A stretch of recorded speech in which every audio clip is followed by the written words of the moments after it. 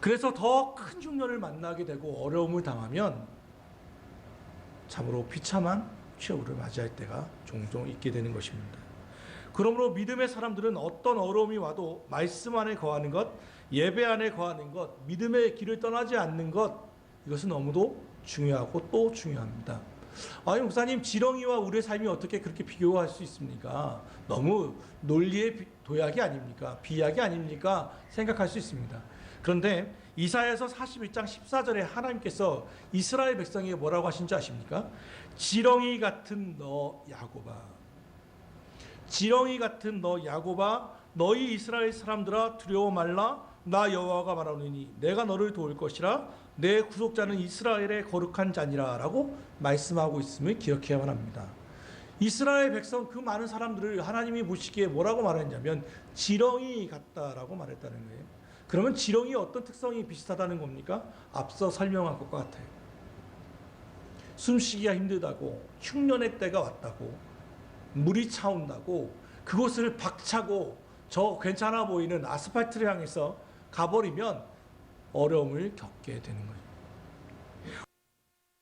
오늘 예로 적당한 참으로 슬픈 한 가정의 삶이 보입니다. 삶의 자리에서 흉년이 왔다고 믿음의 길에서 이탈했다가 더 큰 비극적 삶을 살아간 한 가정, 그리고 다시 회복한 그 이야기를 같이 나누려고 합니다.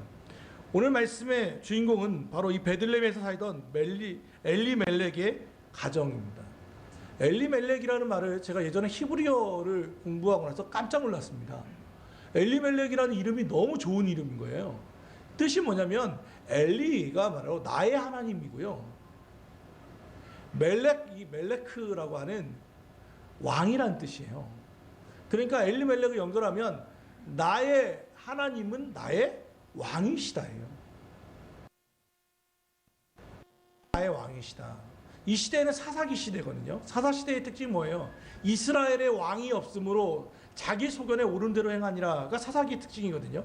왕이 없던 시대에 하나님이 내가 나의 왕이다라고 이름을 지었으니까 얼마나 이름이 좋은 거예요. 그런데 이 엘리멜렉이라고 하는 이 사람이 베들레헴 땅에 흉년이 찾아오니까 이걸 좀 피해 보려고 그가 살고 있던 베들레헴을 떠나서 모압 땅으로 이민을 갔어요. 베들레헴이라는 말도 사실은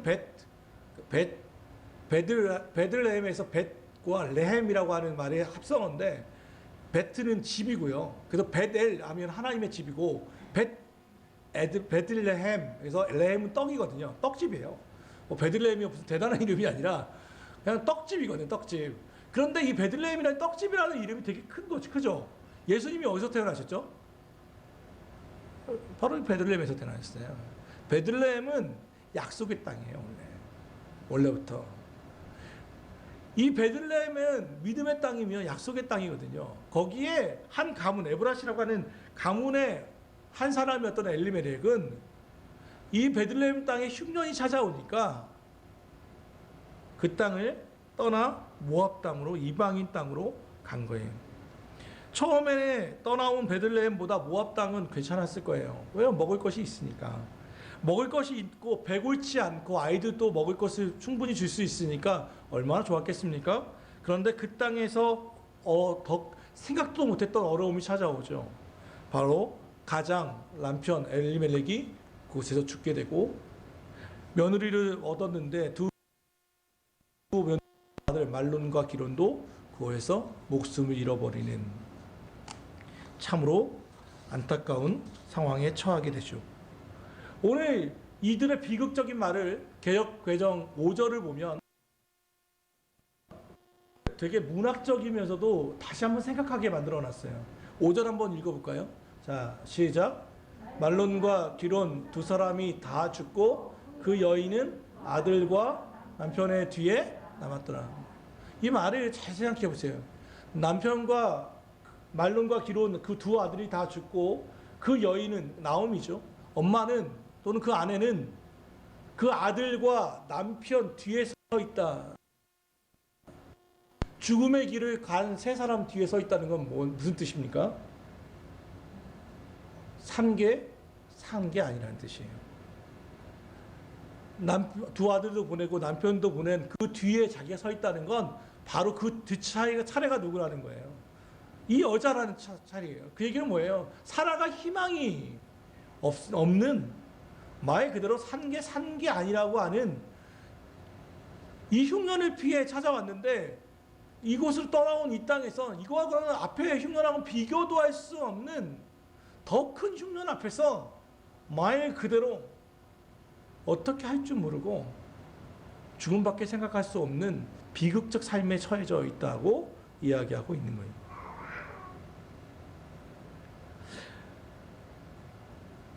엘리멜렉이 베들레헴에 흉년이 찾아왔을 때 그는 어떻게 해야 했을까?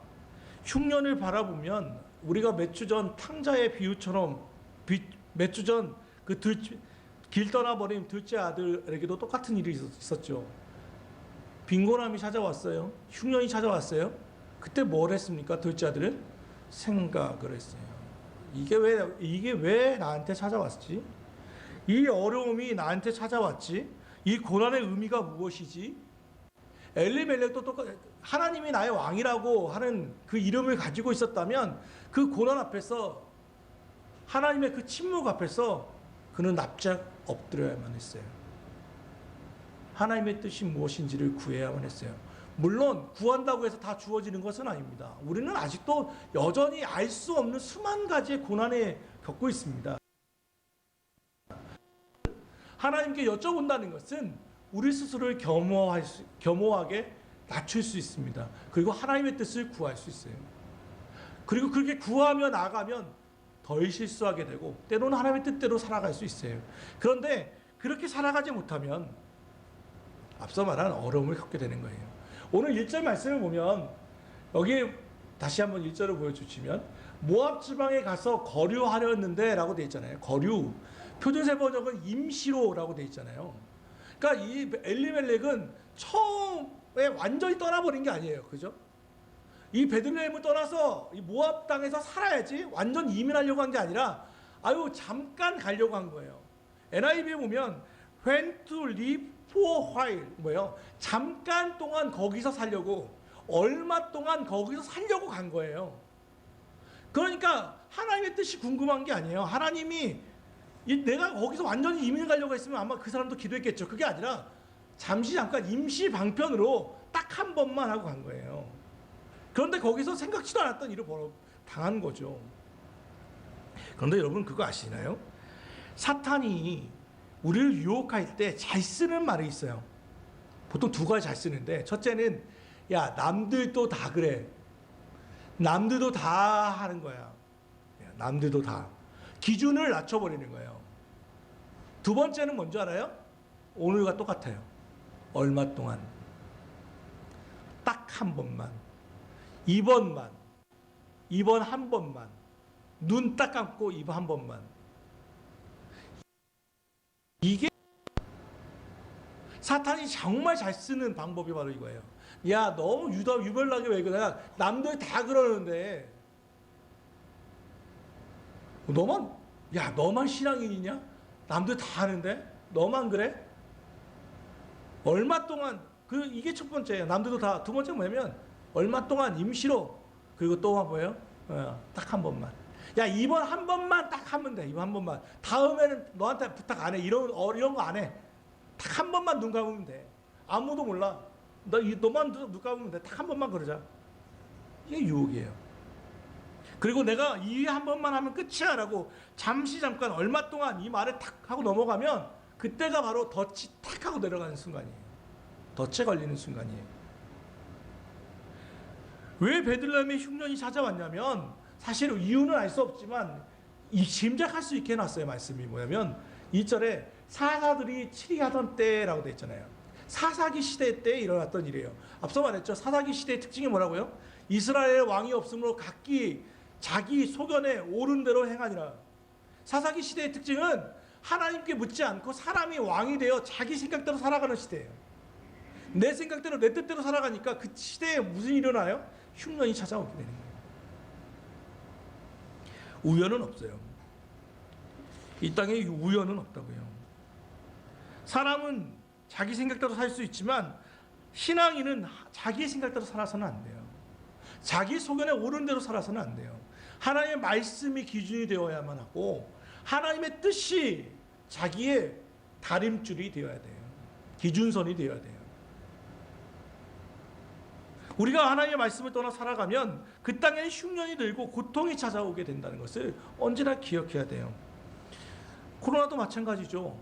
코로나 시간이 우리 소은이가 너무 기도를 되게 마음을 울리게 기도했는데 이 시간이 엄청 오래되고 있잖아요. 그런데 우리는 보면 방역당국을 비난하고 정부의 방침이 어떻고 백신이 너무 어떻고 막 얘기를 한단 말이에요. 그런데 제가 글 하나를 봤어요. 그리고 제가 그대로 한번 옮겨볼게요. 한번 생각해 보세요. 하늘에 계신 우리 아버지, 우리가 얼마나 거짓에 막말을 많이 하고 살았으면 입을 마스크로 틀어막고 살라 하시겠습니까? 우리가 얼마나 서로 다투고 시기하고 미워했으면 거리를 두고 살라 하시겠습니까? 우리가 얼마나 손으로 나쁜 짓을 많이 했으면 어딜 가나 손 씻고 소독하라 하시겠습니까? 우리가 얼마나 열을 올리고 살았기에 가는 곳마다 체온을 체크하고 살라 하시겠습니까? 얼마나 비밀스럽게 다녔으면 가는 곳마다 연락처를 적으라 하시겠습니까? 반성하며 살겠습니다. 노여움 거두시고 자비와 사랑이 넘치는 행복한 세상으로 인도해 주십시오. 이대로 살다간 돌겠습니다. 우스운 것 같지만 생각하게 하지 않습니까? 여기에는 왜 그러냐면 반성이라고 하는 게 있어요. 삶의 고난이 찾아올 때 우리가 뭘 해야 하냐면 반성, 생각이라고 하는 것을 해야 돼요. 하나님 앞에 내가 무엇을 잘못한 것은 없나. 모든 것이 모든 일이 내 죄 때문에 일어나는 것은 절대로 아닙니다. 그것은 욥을 보아도 알죠. 욥기서처럼 모든 것이 죄의 결과가 아닙니다. 그럼에도 불구하고 많은 경우는 죄의 결과일 때가 많습니다. 코로나도 아는 것처럼 우한연구소에서 발발했다는 말도 있고요. 뭐 잘못 먹어서 그렇다고도 있고요. 여러 가지가 있지만 우리가 아는 것이 하나 있어요. 코로나가 처음 발생했을 때 중국에 있는 공장들이 다 문을 닫았죠. 세계가 공장이 닫았어요. 어떤 일이 벌어졌죠? 환경이 좋아졌어요. 급격히 좋아졌어요. 황사가 사라졌어요. 그러나 지금은요. 코로나가 진행되니까 경제적인 거 먹는 게 중요하다고 하면서 다시 공장을 다 돌리기 시작했죠. 황사는 다시 찾아왔고 이중고, 이 바이러스와 이 황사 이 두 가지 때문에 우리는 마스크를 벗을 수 없게 되어버렸어요. 꼭 황사뿐이겠습니까? 코로나 때문에 멈췄을 때 아무로 분명히 어려움이 있었는데도 불구하고 우리에게 유익하게 한 것도 참 많이 있었어요. 우리를 반성하게 만든 것들이 있었어요. 그런데 계속 진행되니까 어떻게 해요? 다 도루묵이 됐어요. 원래대로 다 돌아갔어요. 코로나는 그대로 있고 백신은 이게 더 효과가 있는지 없는지 모르는 정도가 됐고 바이러스는 계속해서 바뀌어가고. 그런데 기억하십시오. 구약 성경에 보면 하나님이 재앙하실 때 3대 재앙이 항상 있는 게 뭐냐면 첫째가 기근, 먹고 사는 문제, 두 번째가 칼, 곧 전쟁, 세 번째가 뭐예요? 연병이에요. 전염병이란 말이죠. 이게 하나님이 즐겨 쓰시는 재앙이 세 가지예요. 성경에 우연은 없어요. 필연이 있고 섭리가 있죠. 그러면 이유는 알 수 없지만 이 연병 앞에서 우리는 사실 뭐를 해야 하냐면 제일 먼저 나 스스로를 되돌아볼 수밖에 없어요. 남의 비난하기 전에 내 잘못이 무엇인가를 찾아봐야 돼요. 내 탓입니다를 기억해야 돼요. 그런데 이런 생각이 없었단 말이죠. 많은 사람들이 흉년을 만나면 두려워하면서 떠나버려요. 믿음보다 현실이지. 믿음은 믿음이고 말씀은 말씀이고 현실은 현실이고 삶은 삶이지. 믿음과 삶을 나눠버리는 거예요. 말씀과 현실을 나눠버리는 거예요. 그게 뭐가 돼요? 위선적 삶이 되고 이중적 삶이 되어버리는 거예요. 따로밥으로 만들어버리면 안 돼요. 엘리멜렉은 자기 이름이 엘리멜렉인데 하나님이 나의 왕이시. 그는 하나님께 여쭤보지 못했어요. 하나님의 뜻이 무엇인지 구하지 못했어요. 잠깐 갔다 오는 건데 뭐 하고 휙 하고 떠나버리는 길이 영원히 떠나버리는 길이 되었고 그 가정의 어려움이 되어버렸단 말이에요. 믿음의 자리를 떠나버리면 안 돼요. 그러면 그러고 나서 오늘 말씀이 끝나냐? 그렇지 않아요. 5절로 오늘 말씀 이렇게 하고 여러분에게 경고하고 끝나면 5절로 끝나는데 그렇지 않아요. 오늘 본문은 10절까지로 잡았어요. 왜냐하면 6절부터는 회복의 이야기예요. 이런 어려움이 있었다. 그런데 이 어려움을 당했던 이 대흉년을 만났던 이 엘리멜렉의 가정이 회복됐더라. 왜 어떻게 회복됐지? 이유는 하나예요. 6절 말씀 같이 한번 읽어봅시다. 시작. 그 여인이 모압 지방에서 여호와께서 그들에게 양식을 주셨다 함을 듣고 이에 두 며느리와 함께 일어나 모압 지방으로 돌아오려 하여. 돌아오면 돼요. 탕자가 아버지의 집으로 돌아오듯 이 떠난 믿음의 자리에 떠난 이들은 돌아오면 돼요. 앞서 말한 것처럼 아스팔트로 떠나버린 지렁이는 다시 흙으로 돌아가면 돼요. 거기서 버티면 안 돼요. 빨리 돌아오는 지혜가 있어야 돼요. 생각 다음에 행동이라고 했잖아요. 돌아와야 돼요. 그런데 여기서 6절을 잠깐 보면 나오미가 왜 떠났는지가 나와요. 흉년을 그들은 여호와께서 자기 백성을 돌보시사 그들에게 양식을 주셨다. 아, 양식을 주시는 건 반대로 얘기하면 양식이 없다는 건 하나님이 그들을 돌보지 않는다라고 하는 착각에 빠졌던 거예요. 흉년이 찾아오니까 하나님이 왜 이것을 주셨는지를 생각하는 게 아니라 아, 하나님이 우리에게 진노하셨나 보다. 하나님이 우리를 돌보지 않는구나 싶어서 모압 땅으로 떠났다는 거예요. 그게 반언법이에요. 그런데 다시 이제 시간이 10년쯤 지나니까 다시 베들레헴에 풍년이 들었어요. 그러니까 어떻게 해요? 다시 돌아가는 거예요. 다시 돌아가자. 이미 초라하게 변했지만 남편도 자녀도 다 잃어버린 모습이 되었지만 그녀는 다시 돌아가기로 결심했어요. 이게 중요한 거예요. 그리고 우리는 이 뒷이야기를 알고 있죠. 오르바와 룻은 서로 떠나가려고 했지만 다시 오르바는 원래 자기 고향 친정으로 돌아가고 룻은 끝까지 나오미를 향해서 가죠. 룻의 이야기를 잠깐 더 보면 표준 세번역으로도 읽어주실까요? 자, 9절 좀 보여주세요. 표준 세번역으로. 너희가 각각 새 남편을 만나 행복한 가정을 이루도록 주님께서 돌보아 주시기를 바란다. 누가 하는 얘기예요? 시어머니가 며느리에게 한 얘기예요. 여기 이미 남편은 죽었어요. 그러니까 뭐예요? 나는 이미 늙은 시어미는 돌아가 봤자 나는 그냥 마지막에 고향에서 죽고 싶은 거고 너희는 젊으니 뭐 하는 거예요? 재혼하라는 거예요. 새로운 남편 만나서 가라. 이거는 하나님께서 너희를 축복하실 거야. 시어머니에게 이런 축복을 받으며 떠나는 며느리가 어디 있겠어요? 그래서 오르바는 떠나요. 그런데 룻은 끝까지 나오미에게 향하거든요. 그러면서 16절 읽지는 않았지만 어머니 하나님이 나의 하나님이 되며 라고 말해요. 신앙적 결단이라는 것을 알게 돼요. 그러고 나서 이렇게 떠나갔을 때 거기에는 놀라운 일이 벌어졌어요. 뭐냐면 하나님이 이미 다 예배해 놓으신 거예요. 그들이 먹고 살 수 있도록 이삭을 죽을 땅도 예배되어 있었죠. 그녀를 도와줄 수 있는 먼 친척 보아스라고 하는 사람도 예배되어 있었죠. 그 다음에 이 보아스와 룻이 이삭을 줍다 만나서 어떤 일이 벌어져요?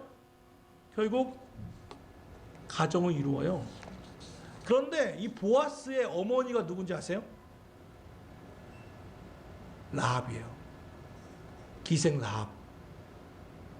믿음으로 이방인 여자였음에도 불구하고 믿음으로 가나안 정탐꾼을 돌봄으로 자기 목숨을 걸고 돌봄으로 살아난 그 라합이 이 보아스를 낳았다고요. 이방 여자인 모압 여자인 이 룻과 만났어요. 라합과 룻의 공통점이 있어요. 뭔지 아십니까? 마태복음 1장에 나와요. 마태복음 1장에 왜 나오죠? 예수님의 족보에 나오는 거예요. 예수님의 족보에. 족보에 여자가 5명 나오는데 그 중에 2명이 바로 이 라합과 룻이에요. 그 시어머니와 며느리가 같이 이방 여인이라는 공통점과 함께 성경에 같이 등장하는 예수님의 조상들로 나와요. 그러니 하나님이 이것을 다 예배해 놓으신 거예요. 보아스와 룻이 만나서 믿음의 가정을 만들어 버려요. 그리고 아시는 것처럼 보아스는 룻을 통해 오벳을 낳고 오벳은 이새를 낳고 이새는 다윗을 낳습니다. 다윗의 3대 할머니가 되는 거예요. 룻이요. 그리고 이 다윗은 나중에 누구의 조상이 됩니까? 예수 그리스도. 이 다윗의 가문에서 누가 나옵니까? 예수님의 조상이 되는 거예요. 완전한 회복이. 사랑하는 가까운 교회 성도 여러분, 세상을 살다 보면 삶의 현장에서 뜻하지 않게 흉년이 찾아오는 것을 우리는 잘 알고 있습니다. 믿음의 자리에 서 있을 때도, 또 기도하는 몇 시간씩 금식 기도를 즐겨 하시는 분이라 할지라도 여러분의 인생에는 예상치 못한 흉년이 반드시 찾아오게 될 것입니다. 아니, 흉년을 만나고 있는 이도 있을지 모르겠습니다. 이때 잠시 흉년을 바라보고 움츠러들지 말고 이 믿음의 자리를 피하려고 하지 말고 오히려 여러분이 서 있는 그 자리에 굳게 서서 하나님의 섭리를 기억하시며 살기를 바랍니다. 하나님은 결코 실수하지 않으시는 분이시며 우리를 버리지 않으시는 분이십니다. 양식이 없다고 해서 우리를 돌보지 않는 것이 아니라는 뜻입니다. 왜 내게 이런 어려움이 왔지? 스스로 믿음 가운데 하나님 앞에서 생각해야만 합니다. 그리고 말씀에 귀를 기울이고 하나님을 바라보며 그 앞으로 한 걸음 한 걸음 나아가야만 합니다. 이사야서 44장 3절의 말씀으로 오늘 말씀을 마무리합니다. 나는 목마른 땅에 물을 부어주고 메마른 곳에 시냇물이 흐르게 하리라. 나는 너의 후손 위에 내 영을 부어주고 너의 새싹들에게 나의 복을 내리리라. 하나님은 목마른 땅에 물을 부어주시며 메마른 곳에 시냇물이 흐르게 하시는 분이신 것을 기억합니다. 이 영원한 흉년은 없음을 기억하고 믿음의 자리에 굳게 서는 가까운 교회 성도들이 되기를 주 예수 그리스도의 이름으로 축원합니다. 기도합시다.